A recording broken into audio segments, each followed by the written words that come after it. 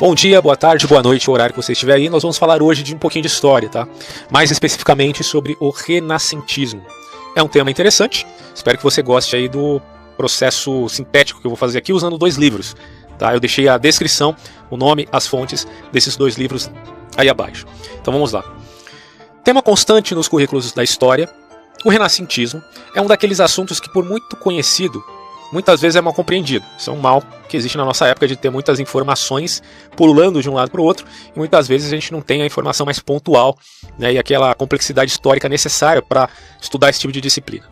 Mas enfim, ligado a outros importantes conceitos como humanismo e reforma, o Renascimento é um momento histórico que produziu significativa influência na formação do que chamamos de mundo ocidental. Então a palavra renascentismo, ou renascimento no caso, surgiu já durante o século XV, mas de início o seu sentido era mais religioso, né, que é significando a relativização da alma por meio dos sacramentos. Só lá no século XVI o termo foi empregado com o seu sentido mais corrente para se referir às mudanças de consciência e nas formas de expressão artística do período. No entanto, desde o século XV que os indivíduos envolvidos no fenômeno, né, já tomavam consciência dessa mudança cultural.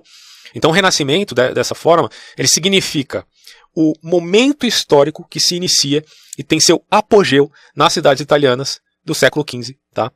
De renovação das expressões artísticas ligadas às mudanças inevitáveis também de mentalidade, inclusive com a ascensão da burguesia.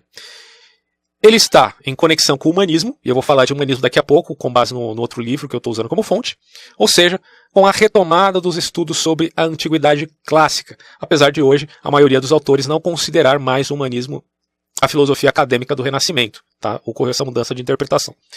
Bom, o significado mais difundido de Renascimento, como o rejuvenescimento cultural a partir das formas de expressão da antiga Idade Clássica, ou Antiguidade Clássica, como queira, já era usado por seus contemporâneos, como Marcílio Ficino, no século XVI. A historiografia tradicional, principalmente do século XIX, costuma olhar para o Renascimento como um momento de ruptura com a Idade Média, considerada então, à época, né, a Idade das Trevas. E isso mudou bastante, você vai ver. O Renascimento, portanto, seria a volta aos valores da arte mais pura e avançada, né? Quer dizer, a arte greco-romana. E essas concepções tradicionais estavam baseadas no discurso proferido pelos próprios renascentistas. Segundo Will Durant, os italianos chamaram de renascimento o que consideravam a ressurreição, né, do espírito clássico depois de 1000 anos de trevas, o que era, obviamente, um exagero completo. Atualmente essa visão é bastante contestada, a Renascença não é mais vista como uma ruptura com a Idade Média, nem essa é mais pensada em termos de Idade das Trevas.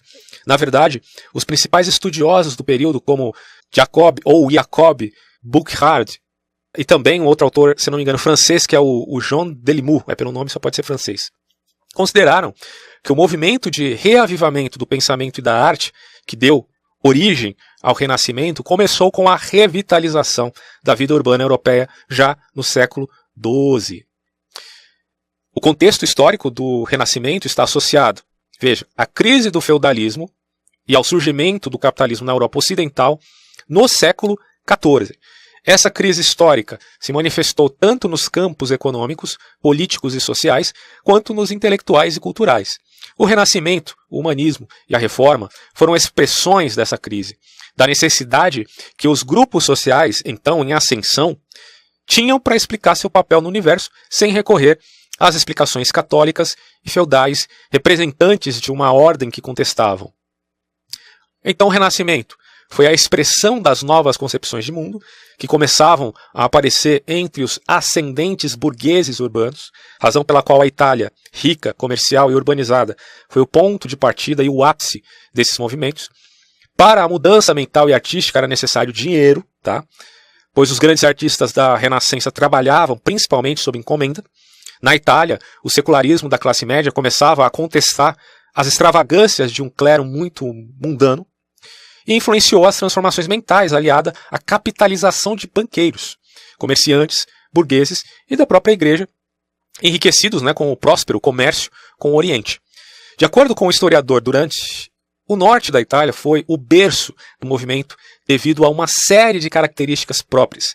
Primeiro, lá a influência do Império Romano nunca foi destruída por completo, o latim ainda estava vivo, e a própria arquitetura conservava características clássicas greco-romanas na Itália. Além do mais, essa região era a mais urbana e industrializada da Europa, e não conheceu um feudalismo nos moldes clássicos, certo? Também a tradição de intercâmbio comercial com outros povos tiveram significativa influência no comportamento dos italianos do norte, no sentido de impedir a construção de dogmas muito, digamos, rígidos. Dessa região, Florença se destacou como a principal cidade do Renascimento, por ser a cidade mais rica da Itália no século XIV, e pela constante luta de facções em seu interior. Essa luta na Itália, como um todo, se traduzia muitas vezes em uma disputa diplomática em que o financiamento de obras de arte garantia prestígio aos envolvidos. Nessa Itália rica e descentralizada dos séculos XIV e XV, alguns grandes poderes políticos se formaram, entre eles a cidade de Milão, Veneza, Florença, Nápoles e Roma. Na disputa por influência, a diplomacia valia muitas vezes mais do que o conflito aberto, e na diplomacia tornou-se critério de avaliação de poder o fato de que esses centros eram também importantes polos artísticos. Tá? Assim, a exibição de riqueza, de poder, passava também pela ostentação artística, pelo financiamento de grandes obras de arte, fosse nas artes plásticas, na arquitetura ou mesmo na literatura. Grandes nomes do período, né? Você tem lá as tartarugas ninja, né? Michelangelo, Rafael, dentre outros, e algumas das obras mais famosas do Renascimento, né? Como a Capela Sistina, que foram financiados por essa disputa de poder e influência. Mas se atualmente a abordagem mais comum do Renascimento é aquela que afirma que este é uma continuidade da Idade Média e não uma ruptura, existem historiadores que ainda contestam essa afirmação. Tá? Um desses historiadores é um italiano, Eugenio Garini.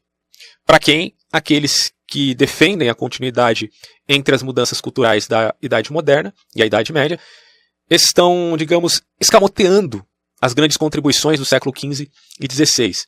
Pois para ele a Idade Média oferecia pouca inspiração para o Renascimento, ao contrário da Antiguidade. Né? Garini, no entanto, é hoje um dos que tem uma opinião minoritária nesse sentido, uma vez que estudos feitos pela historiografia francesa sobre a cultura medieval levaram grande parte dos estudiosos do Renascimento a admitirem as ligações do movimento com formas de expressão e preocupações já vigentes na Idade Média, o que, no entanto, não tira o caráter da inovação da Renascença também. Tá? Uma coisa não elimina a outra. As discordâncias sobre o Renascimento são comuns, visto que ele é objeto de estudo privilegiado por numerosas correntes de pensamento historiográfico, constituindo-se em um dos mitos fundadores do Ocidente. As mudanças metodológicas na historiografia no século XX foram responsáveis também por mudanças de abordagem nos estudos do Renascimento.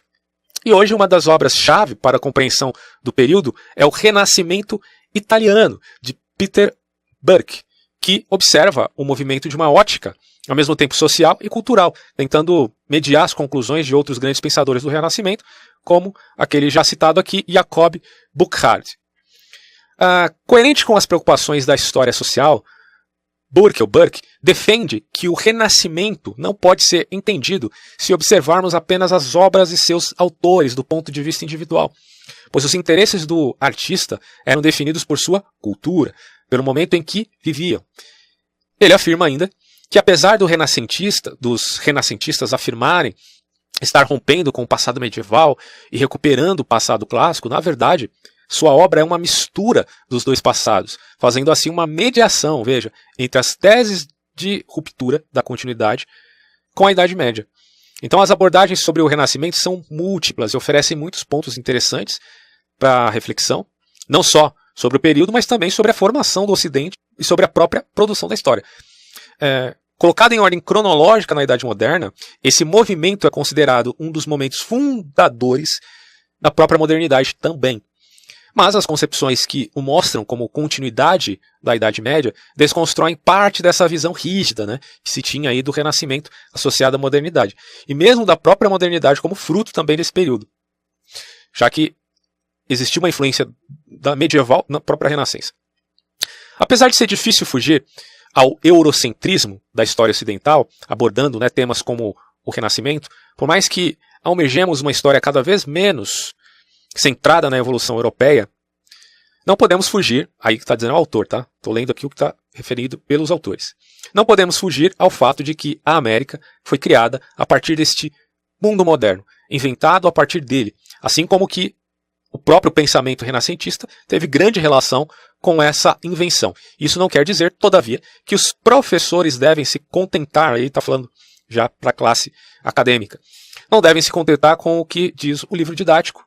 Nunca é demais ressaltar a importância do trabalho com as fontes, e no caso do Renascimento, essas fontes são de fácil acesso para a maioria dos professores, mesmo fora dos grandes centros brasileiros, obras dos chamados grandes mestres da literatura, como Dante Alighieri, Shakespeare, e também François Rabelais, tantos outros, né? Enfim. São facilmente encontradas em edições populares. Não esqueçamos também das artes plásticas e pictóricas, cujas obras principais estão reproduzidas em diversas mídias e disponibilizadas em variados lugares. Agora vamos passar aqui para falar um pouquinho sobre humanismo. Vamos passar para outro livro. Humanismo foi um movimento intelectual que se desenvolveu juntamente com a Renascença, ressurgimento da cultura clássica, que a gente acabou de ver aqui, que caracterizou a Europa Ocidental nos séculos XV e XVI. Então, repetindo, a Renascença foi um período transitório, dinâmico, de notáveis descobertas, novas formas de arte e avaliação crítica de dogmas que estão sustentados por longo tempo. Em sentido estrito, o humanismo começou como uma reação ao currículo acadêmico tradicional do período escolástico. Em seu cerne residia uma confiança básica no poder da realização humana, intelectual e cultural. Especificamente, advogavam os humanistas uma nova abordagem da educação, então moldada em forma e conteúdo, pelo ensino de línguas, história, retórica, filosofia, poesia, ética da civilização greco-romana, significando também as artes liberais, mas que já existia ali na Idade Média, né? Sua insistência era por um retorno ad fontes, ou seja, às antigas fontes. Ao pretender recuperar tais fundamentos, eles visavam a uma revitalização cultural, intelectual e sociopolítica da Europa. Na Itália, onde teve início o movimento, a ênfase do humanismo foi sobre os clássicos pagãos, Francesco Petrarca, 1304 a 1374, e Lorenzo Valla, de 1406 a 57. Dois dos primeiros, digamos, luminares do humanismo, dedicaram-se ao desenvolvimento da crítica literária e à sua aplicação aos manuscritos clássicos, então recentemente redescobertos. Uma geração após Valla e Marsilio Ficino e Giovanni Pico della Mirandola já buscavam, e aí Pico della Mirandola foi um autor muito famoso dessa época, né, porque ele conseguiu sintetizar quase que todo o conhecimento existente no seu mundo circundante. Mas enfim, a ideia era sintetizar ou harmonizar a filosofia secular com o cristianismo. Na Europa setentrional, no século XVI, uma amálgama da piedade evangélica com a erudição clássica produziu um humanismo cristão ou bíblico, assim como as fontes de sabedoria secular deveriam ser buscadas nas palavras dos filósofos gregos e romanos. Também o humanismo cristão procurava a verdade mais pura mediante um retorno à fonte da fé. Isso aqui é importante quando se refere à reforma, tá? Se é um retorno que eles estão fazendo em relação à filosofia greco-romana, ou, no caso, né, as obras clássicas que envolvem também as artes pictóricas, poéticas, etc. e tal, no caso da Bíblia também era um retorno à fonte da fé, ou seja, às Escrituras. Esses estudiosos queriam retirar, portanto, as camadas de interpretações escolásticas que se haviam acumulado por 400 anos sobre a Escritura, retornando à essência do cristianismo. E aí você tem Erasmo, né? Erasmo, que tido como príncipe dos humanistas, ele diz que a teologia deveria voltar às fontes e à simplicidade antiga. Dois foram os focos principais na realização desse alvo: a necessidade de um conhecimento funcional das línguas bíblicas e de disponibilidade de textos acurados dos dois testamentos, tanto o Velho quanto o Antigo Testamento. E em sua exposição das Escrituras, os humanistas cristãos lançavam mão de fontes clássicas da literatura pagã e de estudos de hebraico, que havia pouco tempo alcançado. Incentivados pelo recém-inventado processo de impressão com tipos móveis, né? Alguns tornaram-se editores. Você tem um exemplo aqui, como Hubert Estienne e o seu filho Henri. E também um outro ator chamado Johann Forum. Esse aqui já era alemão. Mas enfim, em cujas oficinas de impressão, em Paris, Genebra e Basileia, foram editados milhares de exemplares de textos bíblicos e seculares. Outros, como Erasmo, editaram obras dos pais da igreja primitiva. Na Inglaterra, John Colet, 1466-1519, promoveu grandemente a abordagem gramático-histórica da interpretação bíblica. Na França, Jacques Lefebvre Stape publicou um comentário em latim das cartas de Paulo, em uma tradução francesa do Novo Testamento.